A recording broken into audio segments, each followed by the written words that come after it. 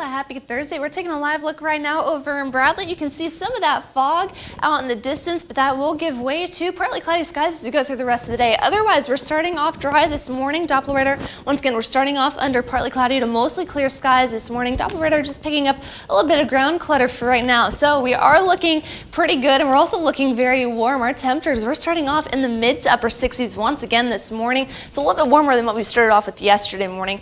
65 in Raynell, 68 out in Oak Hill and Beckley, 66 down in Princeton and Bluefield, 69 down towards War and Richlands, and 66 up towards Summersville. So very warm and very muggy start to our day. We're just going to continue to see those temperatures climb back into the low to mid 80s as we go into this afternoon. So looking at our futurecast, notice temperatures starting to creep on up back into the low to mid 70s by the mid-morning hours. We're going to start to see that cloud cover really filter on in.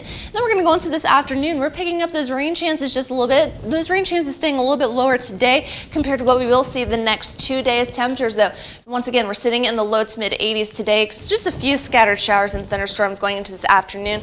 Then we're going to go into the overnight hours. Notice our temperatures not dropping on down all too much. We're going to be sitting in the upper 60s and some low 70s, keeping that cloud cover around, but we are staying dry. But then as we go into your Friday, we're going to start to pick up those rain chances even more. We're left with scattered showers and thunderstorms going into tomorrow afternoon. Those temperatures still sitting fairly warm in the low to mid 80s, and we're going to keep those showers and storms around going into the overnight hours, and especially as you go into your Saturday as the remnants of Hurricane Laura move on through. So looking at our rainfall forecast, this is through the next 5 days. We are looking anywhere between 1 to 2 inches. We could be picking up more than that, especially in these red areas. Could be picking up about 2.5, maybe up to about 3 inches. So that is something we'll keep an eye on, that flood threat. We're going to let this play out. So today we are looking at this flood threat, most of us sitting under that marginal risk. Of course, we are looking at that slight risk for the Nicholas County area. So if you live in a low-lying, flood-prone area, make sure you use extra caution. If you are traveling, of course, if you see high waters, turn around, don't drown. We're going to keep that flood threat around as we go into tomorrow as well.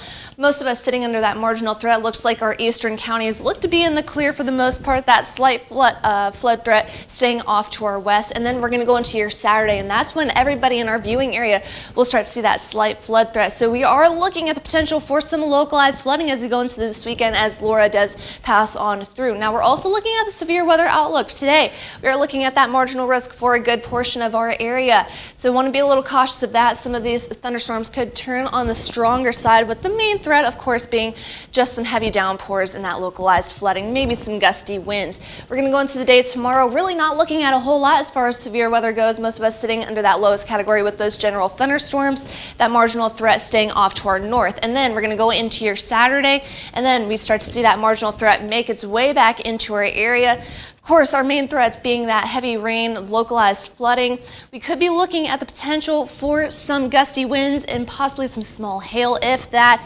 That tornado threat staying on the very, very, very low side. So we're really not looking at anything too severe as we go into the next couple of days. So that is always good news. Now, we're going to go ahead and take a wider look now down at Hurricane Laura. Sitting as a Category 2 hurricane, winds at 110 miles per hour, made landfall at 2 o'clock this morning near Cameron, Louisiana.